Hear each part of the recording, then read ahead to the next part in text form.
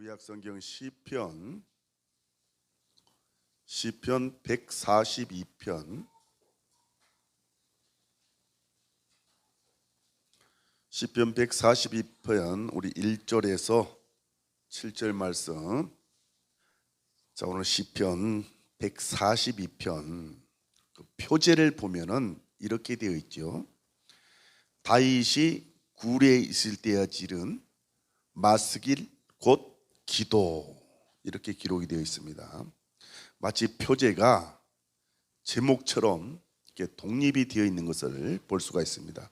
그런데 원래 이 원문에는 이 표제가 1절로 되어 있네요. 따라서 이 원문은 이 한글 개역 성경보다는 한 절이 더 많은 8절로 이렇게 되어 있는 것을 알 수가 있습니다. 자, 그리고 이 표제가 이 본시가 이 마스길임을 제시하고 있지요. 이 마스길이라는 것은 지혜시 또는 교훈시, 그러한 뜻을 담고 있지요. 그래서 우리 시편에 보면은 이런 표제를 붙인 시가 한 13편 정도 이렇게 되어 있는 것 같습니다. 그래서 따라서 이 본시는 환난을 당할 때에 하나님께 기도하는 것이 지혜로운 해결 책임을 교훈하는 시다. 그래서 이 마스길이라고 표제가 붙은 것 같습니다. 또한 그 기도라고 번역된 히브리어 이 티펠라는 전반적으로 애절한 간구를 나타내는 그러한 뜻입니다. 그래서 본시가 이 탄식의 기도임을 알 수가 있는 것 같습니다. 또 표제 중에 요 기도라고 또 표제가 되어 있는 것이 한 시편에 한 5편 정도 이렇게 된 것 같습니다. 아무튼 오늘 이 시는 애절한 다윗의 탄식의 기도임이 분명한 것 같습니다. 그리고 이 시가 지혜 시임이며 오늘 저와 여러분들에게 귀한 교훈을 주는 시다, 이렇게 생각을 하시면 되겠습니다. 자, 그래서 오늘은 이 본문을 통해서 하나님께서 우리에게 주시고자 하는 그 교훈이 무엇인가 생각해보고 은혜를 나누고자 합니다. 첫째, 믿음의 기도는 추락하는 자를 비상케 하는, 다시 말해서 날개하는 날개와 같음을 알 수가 있습니다. 자, 오늘 표제를 보면은 굴에 있을 때라고 시작하고 있죠. 여기서 굴을 의미하는 바가 이 무엇일까? 굴을 의미하는 바가 무엇일까? 사무엘상 22장을 보면은 다윗이 이 사울의 박하를 받고 도중하던 중 이 사울 군대의 눈을 피해서 숨어 들어간 곳이 바로 이 굴이에요. 아둘람 굴. 하지만 여기서는 이게 아둘람 굴인지 엔드게 굴인지 그거는 확실치가 않는 것 같습니다. 아무튼 다윗은 이 사울의 집요한 추적을 피해서 광야 생활을 전전하다가 곳곳에 존재하던 이 굴을 거처로 삼았던 것 같습니다. 그러니 그의 생활이 얼마나 비참했을까. 자, 그런 의미에서 이 굴이라는 것은 아마 인생의 가장 비참하고 고통스러운 이 밑바닥을 의미하는 것이 아닌가, 또는 더 이상 어찌할 수 없는 인생의 막다른 길을 의미하지는 않을까라는 의미 부여를 해봅니다. 그런데 여러분, 다윗이 이런 인생의 막다른 길에서 그가 지금 무엇을 하고 있습니까? 끝이 없는 그 막다른 길에서 무엇을 하고 있느냐 이 말이에요. 기도의 시를 짓고 있습니다. 기도의 시. 사실 어쩌면 그와 함께 생사를 다짐했던 동료들조차 희망을 찾지 못해서 이젠 그만둘 때가 되었다고 말할 그때에 다윗은 하나님께 간절하게 기도를 하고 있는 거예요. 어디를 둘러봐도 희망은 보이지 않고 깊은 절망의 굴 속에서 다윗은 지금 희망의 불을 끄트리지 않고 하나님을 바라보면서 구원을 갈망하고 있는 것입니다. 이러한 다윗의 간절함이 오늘 본문에 그대로 남아있지요. 내가 소리내어 여호와께 부르짖으며 소리내어 여호와께 간구하는도다. 사실 우리가 사는 이 세상은요, 희망보다는 절망이, 기쁨보다는 애통이 더 많습니다. 행복한 순간을 맞이했는가 싶으면 곧바로 따라오는 것이 절망이에요. 그래서 이 옛말에 호사다마란 말이 있습니다. 이것이 바로 우리 인간의 운명이에요. 우리네 삶이 이러하기에 오늘날 많은 사람들이 이것을 견디지 못하고 좌절하고 절망하고 울부짖고 심지어 극단적인 판단으로 자신의 목숨을 끊어버리는 그러한 경우도 있다는 거예요. 그런데 여러분, 다윗을 보세요. 그는 그 어둡고 절망적인 상황 가운데서도 희망을 가지고 하나님께 기도합니다. 하나님의 도우심을 구하고 있습니다. 즉, 이 다윗에게는 하나님에 대한 믿음과 희망이 있었기에 이제 그 어둠도 절망도 더 이상 그의 것이 아니라는 거예요. 자, 우리가 인생을 사노라면 이 벼랑 끝으로 몰리는 상황이 참 많이 찾아옵니다. 저 역시 그러한 일들을 경험했고요. 그런데요, 여러분, 그러한 극한 상황은요, 어떠한 특정한 계층의 사람에게만 찾아오는 것이 아니라는 것이죠.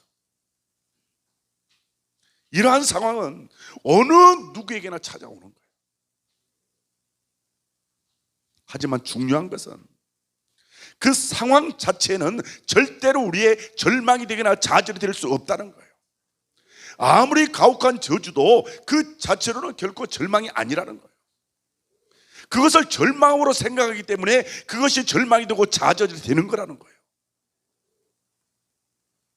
그러나 오히려 그러한 순간에도 하나님께 소망을 두고 믿음을 가지고 하나님을 의지한다면 그것이 곧 희망의 시작이고 성공의 시작이 되는 겁니다. 즉, 벼랑 끝으로 밀려서 떨어질지라도 날개가 있는 자에게는 그것은 위기가 아니라 더 높이 하늘로 비상할 수 있는 기회가 된다는 거예요.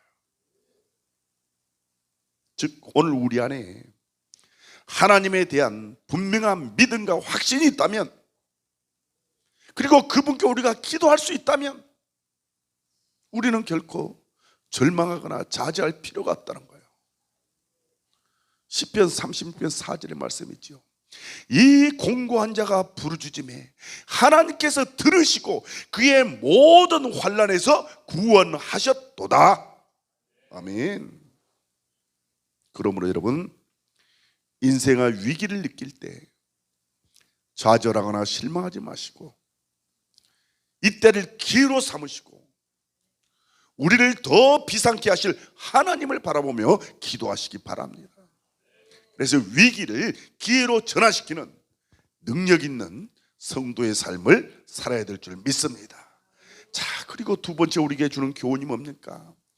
삭힐 수 없는 그 고난의 쓴 감정을 하나님 앞에 쏟으라는 거예요. 하나님 앞에 토로해라. 오늘 2절 한번 보세요. 지금 시인은 너무나도 억울하고 안타까운 상황 속에서 내가 내 원통함을 그의 앞에 토로하며 내 우환을 그 앞에 진술하는도다. 그가 누굽니까? 하나님 아니겠어요? 여기서 이 원통이라는 말은 그의 억울한 사연이 얼마나 크고 많은지를 지금 비유적으로 말하는 거예요. 또한 이 토하며라는 말은 뜻이 뭡니까? 뭐 붓다 쏟다 그런 뜻 아니겠어요? 그러니 지금 시인의 모든 형편과 처지, 모든 뭐 분냄 이런 것들을 숨김없이 다 하나님 앞에 털어놓는다는 거예요. 사실요, 다윗은 자신은 아무 잘못도 없었습니다. 그럼에도 불구하고 사울과 그 무리에 의해서 지금 박해를 받고 있습니다. 자신이 한 것이라고는 뭐예요? 악신에게 잡힌 사울을 위해서 수금을 타줬잖아요. 귀신 쫓아내줬잖아요. 또 이스라엘 위해서 골리앗, 이 블레셋을 물리치고자 싸웠던 것이 전부잖아요. 그런 자신을 지금 모함하고 모욕하고 있는 거예요. 그래서 이 자신의 이 괴로운 심정을 지금 누구한테 하소연할 길이 없어 하나님 앞에 토로하는 거예요. 사실 이런 상황에서 다윗은 사울에게 결코 좋은 감정을 가질 수가 없었을 거예요. 아마 만나는 사람들에게 자신의 억울함을 하소연하고 사울의 사악함을 만방에 터뜨리고 싶었을 거예요.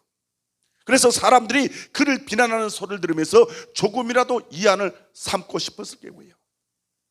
그런데 여러분, 다윗은 그 원통함을 사람 앞에서가 아니라 하나님 앞에서 토해내고 있다는 거예요. 그 마음의 상처, 그 억울함을 하나님 앞에서 낱낱이 진술하고 있습니다. 그런데 오늘 우리들은 어떻습니까? 저는 이 말씀을 준비하면서 가슴이 뜨끔했어요. 역시 다윗은 다윗이고 나는 나구나. 정말 부끄러웠습니다. 과연 우리는 원통함과 괴로움을 누구를 향해 쏟아내고 있습니까? 끊임없이 사람들을 향해 고소하고 고발하며 그들에게 보호해 줄 것을 요청하면서 사람들에게 마음을 풀고 있지 않는가?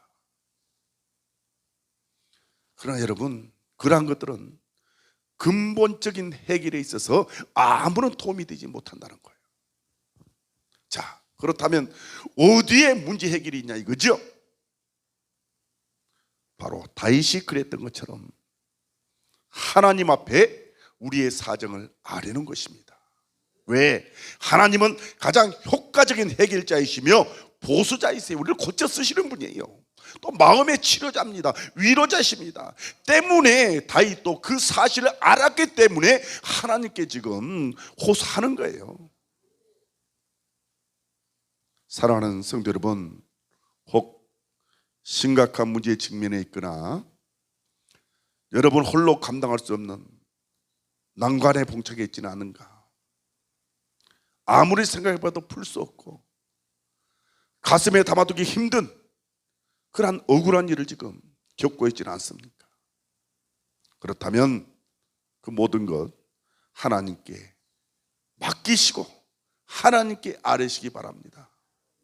시편 55편 2절에 이런 말씀이 있죠. 내 짐을 여호와께 맡기라. 그가 너를 붙드시고 의인의 요동함을 영원히 허락하지 아니하시리로다. 그래요. 우리 하나님은 저와 여러분의 가슴에 응어러진 그 억울함과 분함을 다 아십니다. 그리고 그것을 고백하는 자들을 결코 물리치지 않으십니다.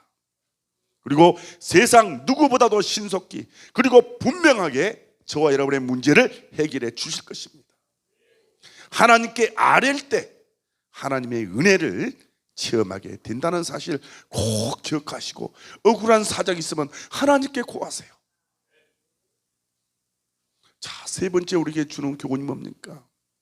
아무리 깊은 혼돈과 어둠 가운데서도 하나님은 우리의 갈 길을 인도하신다는 거예요. 3절에서 다윗은 내 영이 내 속에서 상할 때에도 주께서 내 길을 아셨나이다. 내가 가는 길에 그들이 나를 잡으려고 올무를 숨겼나이다 라고 고백하고 있습니다. 여러분, 여기서 내 영이 내 속에서 상할 때라는 말이 있습니다. 이 말이 뭡니까? 고통과 슬픔, 탄식으로 인해 그의 마음이 지금 어둠으로 덮여있는 상태를 말하는 거예요.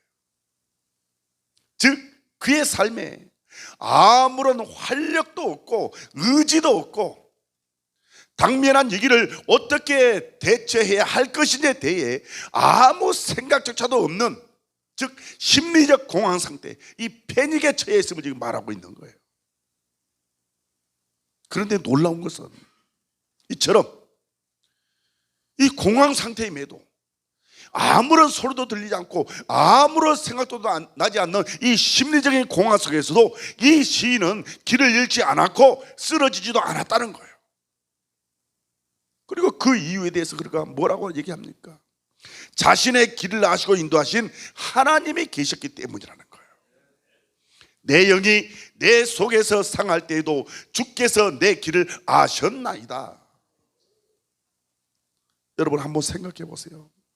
캄캄한 밤에, 이 혼란스러운 마음에, 복잡한 마음에 아무 생각도 없이 길을 걸어가고 있는데 그 길에다가 원수가 파놓은 무수한 함정과 올무가 숨겨져 있는 거예요. 그렇다면 이런 상황에서 무슨 말이 더 필요하겠냐 이 말이죠. 그가 원수의 함정과 올무에 빠질 것, 이건 누가 의심하겠냐 이거죠. 그런데 그는 결코 원수의 올무에 걸리지도 않았고 그들의 뜻대로 넘어지지도 쓰러지지도 않았다는 거예요. 왜? 그의 모든 앞길을 아시는 하나님께서 그에게 피할 길을 내시고 친히 인도하셔서 모든 환난에서 피하게 하셨기 때문이라는 거예요. 믿습니까? 그렇습니다. 우리도 세상을 살다 보면 분명 이러한 일을 만날 때가 있습니다. 정말 믿었던 사람, 사랑하는 사람들의 배신, 또 예상치 못한 사람들의 죽음, 또 갑작스러운 질병이 찾아오고요, 정적인 어려움으로 정말 힘들 때가 있어요. 심각한 환난의 때를 우리가 맞이하게 되는 일이 종종 있다는 거예요. 그때 이런 일을 당하면 어떤 생각이 듭니까? 마치 세상이 멈춰버린 것처럼 아무 생각도 아무런 대안도 떠오르지 않고 어디 가서 무엇을 해야 할 것인지에 대한 생각조차 할 수 없는 그러한 지경으로 빠져들게 되고 만다는 거예요. 그런데 여러분, 우리 하나님께서는 이런 심리적 공황에 빠져 있는 순간에도 우리가 하나님을 찾으면 하나님께서 우리와 함께 하심으로 우리가 가야 할 길과 모든 어려움으로부터 벗어나야 할 길, 평안을 얻을 길로 인도하신다고 성경은 말씀하고 있습니다. 하나님은요, 우리가 피다가 없는 어두움 가운데 빠져 있을 때에도 우리가 가야 할 길, 생명의 길, 구원의 길을 정확하게 알고 계시다는 거예요. 이사야 42장 16절에 보면 내가 맹인들을 그들이 알지 못하는 길로 이끌며 그들이 알지 못하는 지름길로 인도하며 암흑이 그 앞에서 광명이 되게 하며 구분대를 곱게 할 것이라. 내가 이 일을 향하여 그들을 버리지 아니하리니. 아멘. 사랑하는 성도 여러분, 혹시 여러분의 삶이 사방이 막 암담한 고난 가운데 있지는 않습니까? 점점 깊은 수렁으로 빠져드는 것처럼 절망스럽지는 않습니까? 어디로 가야 할지조차 모르고 발 디딜 곳조차 없을 만큼 여러분의 삶이 우환과 고난이 거듭되지는 않냐 이 말이죠. 자, 그렇다면 우리는 더욱더 간절하게 하나님을 붙들어야 될 줄 믿습니다. 우리가 가야 할 길을 정확하게 아시는 하나님을 소망해야 될 줄 믿습니다. 그리하면 주께서 우리의 길을 인도하시고 기쁨과 평강의 반석에 우리를 세우실 것이며 구원의 등대로서 생명의 빛을 저와 여러분에게 비출 것입니다. 그래서 우리가 가야 할 길이 어딘지를 친히 밝혀주실 것이라는 것이죠. 고린도전서 10장 13절 말씀이시죠. 사람이 감당할 시험 밖에는 너희가 당할 것이 없나니 오직 하나님은 미쁘사 너희가 감당하지 못할 시험당함을 허락지 아니하시고 시험당할 즈음에 또한 피할 길을 내사 너희로 능히 감당하게 하시느니라. 위로가 되시기 바랍니다. 네 번째, 어떤 교훈이 있습니까? 우리 성도들은 하나님과 이 하나님의 말씀을 인생 최고의 분기수로 삼아야 된다는 거예요. 5절에서 다윗은 여호와여 내가 주께 부르짖어 말하기를 주는 나의 피난처시요 살아있는 사람들의 땅에서 나의 분기시지라 하였나이다 라고 하고 있습니다. 여기서 분깃이라는 말이 뭡니까? 할당 또는 몫을 의미하는 말이죠. 창세기 14장 24절에 보면 이 승리자들 가운데서 분배되는 이 전리품입니다. 이게 몫이에요. 이게 분깃이에요. 그리고 제사장들에게 나눠주는 제물의 몫을 의미하기도 하죠. 레위기 6장 10절에 보면은 제사장들에게 또 몫을 나눠주죠. 제물의 몫을 나눠주죠. 특별히 이스라엘 백성들이 이 가나안 땅에 들어갔을 때 그들이 받았던 유업이 바로 이 분깃이라는 것입니다. 그러나 본문에서 다시 주는 나의 분깃이요 라고 말했던 것은 어떤 의미입니까? 지금 자신은 모든 것을 잃고 떠도는 빈털터리 신세이지만 그럼에도 불구하고 그 자신에게서 영원히 빼앗아갈 수 없는 한 가지 값진 유산이 있는데 그것이 바로 하나님이라는 거예요. 이는 어떤 어려움이 닥쳐와도 하나님을 향한 신앙을 포기하지 않겠다는 결단이에요. 동시에 하나님 한 분만으로 만족하며 살겠다는 신앙의 표현입니다. 사실 이스라엘 백성들에게 있어서 이 분깃은요 매우 중요합니다. 이들의 대표적 분깃이 뭡니까? 땅 아니겠어요? 땅은요 그들이 내딛고 살아야 하며 일구고 가꾸어서 인간 생활에 필요한 바를 얻을 수 있는 곳이에요. 그래서 저들에게 이 땅은, 이 분깃은 삶의 기반이자 경제적 기반이 되는 거예요. 따라서 이런 분깃을 박탈당하면요 그 누구도 초연할 수가 없는 것이 정상이에요. 하지만 다윗은 어때요? 하나님을 자신의 분깃으로 삼고 생계 문제를 포함한 삶의 모든 문제를 하나님을 의지함으로 해결하겠다는 분명한 신앙의 의지를 표현하고 있다는 거예요. 사실 다윗의 이러한 고백은 오늘날 이 세상의 가치에 온 마음을 빼앗기고 살아가는 우리들에게 매우 큰 도전이고 경종을 울리는 말씀이기도 합니다. 오늘날 너무나 많은 우리 그리스도인들이 하나님의 백성이라고 자부하면서 하나님보다는 돈과 명예와 권력과 권세의 소망을 두고 그것들을 얻고자 얼마나 조바심을 내며 살아가고 있는지 몰라요. 우리가 이런 찬양 많이 하죠. 죄 많은 이 세상은 내 집안이네, 내 모든 보화는 저 하늘에 있네. 맞습니까? 그렇게 찬양은 하지만 우리의 삶은 어때요? 죄 많은 이 세상을 내 집으로 삼고 이 세상에다가 더 많은 부활을 쌓고 살려고 그런 마음 아니겠어요? 탐욕과 욕망으로 가득 차 있지는 않나요? 여러분, 오늘 우리들의 마음이 무엇을 향하고 있습니까? 어떤 분깃에 더 마음을 두고 있냐 이 말이에요. 우리들이 참으로 기뻐하는 것이 무엇이냐 이 말이에요. 시편 119편 56절에 내 소유는 이것이니 곧 주의 법도를 지킨 것이니이다. 아멘. 이런 고백이 있어야 됩니다. 또 예레미야는 어떤 고백을 했습니까? 여호와는 나의 기업이시니 그러므로 내가 그를 바라리라. 이런 고백이 이제 저와 여러분의 고백이 되어야 될 줄 믿습니다. 이 세상에는 빛도 고통을 당하고 가진 것이 없지만 하나님께서 나의 분깃이 되시고 주의 뜻을 지키며 뜻대로 살아간 삶이 내 소유라고 우리가 당당히 고백할 수 있어야 될 줄 믿습니다. 자, 그리고 또 한 가지 주는 교훈. 우리 성도는 비천한 자기의 신분을 잊지 말아야 할 줄 믿습니다. 6절에서 다윗은 나는 심히 비천하니이다 라고 고백합니다. 이 말의 본래적 의미는 나는 매우 낮은 곳으로 가져감을 당하였나이다 라는 뜻이에요. 즉 사회적으로 매우 위축되고 궁핍한 상황, 가장 밑바닥까지 떨어진 그러한 상태, 이러한 상태에 처해 있다는 거예요. 그런데 본래부터 이런 처지에 있던 것이 아니라 좋은 환경에서 갑자기 이렇게 위험하고 가난하고 결핍된 상태에 처하게 된 사람을 뜻하는 말이에요.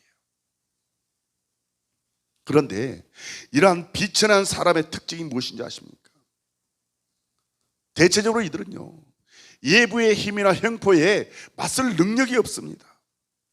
그리고 그들의 편이 되어서 그들을 변론해주고 변호해줄 사람이 없다는 거예요. 사람들로부터 철저한 외면과 멸시를 받습니다. 그런데 다윗은 그 스스로가 그러한 처지에 있다고 고백하면서 하나님의 도움을 간구하고 있는 것이에요. 자신의 억울함과 원통함을 하나님께서 풀어주시고 대적으로부터 자신을 구해주실 것을 간구하고 있는 거예요. 여러분, 우리 인간의 근본이 뭡니까? 우리 인간의 근본은 흙입니다. 흙. 하나님께서 분명히 우리 인간을 가리켜서 너는 흙이니 라고 말씀하셨어요. 그래요. 우리는 하나님 앞에 흙과 같은 미천한 존재에 불과합니다. 때문에 다윗은 시편 103편 14절에서 어떤 고백을 했습니까? 이는 그가 우리의 체질을 아시며 우리가 단지 먼지뿐임을 기억하심이로다. 우리가 먼지라는 거예요. 또 욥의 친구 빌닷은 어떤 고백을 했습니까? 이 구더기 같은 사람, 벌레 같은 인생이라고까지 우리를 말했습니다. 이게 무슨 말이에요? 인간은 그 출신, 능력, 학식, 명예 어떠하든지 상관없이 하나님 앞에서 미천한 존재라는 거예요. 하나님의 도움이 없이는, 하나님의 은혜 가지고서는 한순간도 살아갈 수 없는 존재임을 알아야 한다는 거예요. 그리고 이 사실을 깨닫는 데부터 우리의 신앙은, 우리의 믿음은 시작이 되는 거예요. 이것을 깨닫게 될 때 하나님의 구원을 소망하게 되며 예수 그리스도만이 우리의 구주가 되심을 깨닫게 된다는 거예요. 그러므로 이제 저와 여러분 어째요? 내가 하나님 앞에 얼마나 비천한 존재인지, 우리의 본성, 본질이 얼마나 나약하고 초라한 것인지를 깨달아야 된다는 것이죠. 그리고 겸손히 하나님의 은혜와 긍휼을 구하고 구원을 사모해야 된다는 거예요. 그러한 은혜가 있으시기를 축원합니다. 마지막으로 우리 성도들은요, 하나님이 연출하신 이 구원 역사의 주인공임을 우리가 알아야 돼요. 오늘 본문 7절입니다. 내 영혼을 옥에서 이끌어내사 주의 이름을 감사하게 하소서. 7절에서 다윗은 자기의 영혼을 옥에서 끌어내달라고 하나님께 기도하고 있습니다. 내 영혼을 옥에서 이끌어내사. 여기서 옥이 의미하는 건 뭡니까? 함정, 구덩이, 감옥, 이러한 뜻을 가지고 있습니다. 이것은 이 다윗의 고통과 역경을 이제 은유적으로 표현한 말이죠. 사실 지금 그의 상황이 그렇습니다. 다윗이 이 굴 속에서 나오는 즉시 사울이 풀어놓은 첩자들에 의해서 발각이 되면은 그의 생명은 보존되지가 않습니다. 그의 생명은 이제 죽을 지경에 놓인 거예요. 그러니 이 상황이야말로 마치 감옥에 갇혀서 죽일 날 기다리는 그런 운명과 다를 바가 뭐가 있냐 이거죠. 그런데 다윗은 그런 상황에서 하나님의 구원을 간구하고 있습니다. 뿐만 아니라 이러한 일을 통해서 의로운 사람들이 자신의 주변에 모여들게 되기를 소망을 하고 있습니다. 그런데 여러분, 결과가 어떻게 되었습니까? 결과적으로 다윗의 이 간구는 모두 그대로 이루어졌고 꿈만 같이 여겼던 구원을 그는 경험할 수 있게 되었다는 거예요. 여러분, 우리가 성경을 보면 어때요? 이 신락 같은 희망조차 없는 인생이 하나님의 도우심으로 꿈 같은 구원을 경험한 그런 사람들이 참으로 많습니다. 그 대표적인 인물이 누구예요? 요셉이에요. 요셉은 최선을 다했고 하나님 앞에서 부끄럽지 않는 삶을 살고자 힘썼습니다. 그런데 자유인에서 노예로, 노예에서 죄수로 내려앉게 되는 그러한 과정을 겪습니다. 그야말로 그의 인생은 점점 끝없는 나락으로 떨어지고 있었다는 것이죠. 그런데 이런 상황에서 요셉은 하나님의 섭리로 자유인이 되었을 뿐만 아니라 왕 다음의 권력을 가진 최고의 명예를 얻게 되잖아요. 그리고 그를 통해서 그의 가족의 생명조차 보존되는 놀라운 하나님의 은혜를 잊게 됩니다. 과연 누가 이런 일을 상상이나 했겠어요? 그러나 하나님께서는 절망 속에 빠진 인생을 꿈 같은 역사로 끌어올려 구원을 성취해 주신다는 사실이에요. 그런데 여러분, 이런 꿈 같은 구원의 이야기가 어디 그들만의 이야기겠습니까? 그것은 오늘 저와 여러분이 겪는 그러한 경험이기도 합니다. 한번 생각해 보세요. 본래 우리는 범죄한 자였습니다. 스스로 구원에 이를 수 없는 나약하고 비참한 운명에 처해 있는 그러한 존재들입니다. 결국 우리의 힘으로 살아가는 운비에 떨어져서 영원한 고통의 나날을 보내야 할 그러한 인생들입니다. 그런데 그런 신분이 우리가 지금 무엇으로 바뀌었습니까?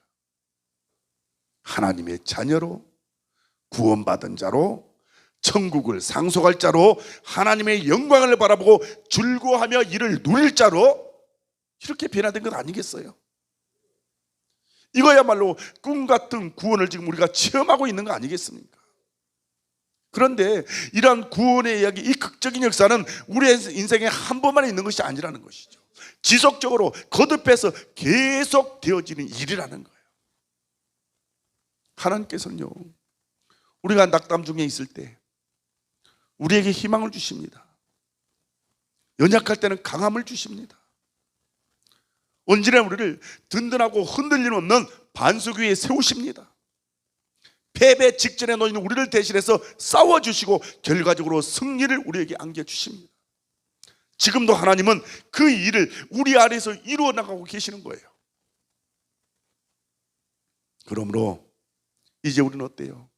이처럼 꿈같은 구원을 베푸시며 극적인 역사 가운데서 주인공이 되게 하시는 하나님을 신뢰해야 될 줄 믿습니다.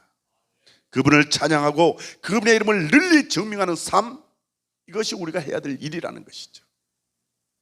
아무쪼록 또 한 주간 세상 가운데 살아갈 때에 도우시는 주님을 바라보고 의지하고 동행함으로 승리하는 한 주간이 되시기를 예수님의 이름으로 축원합니다.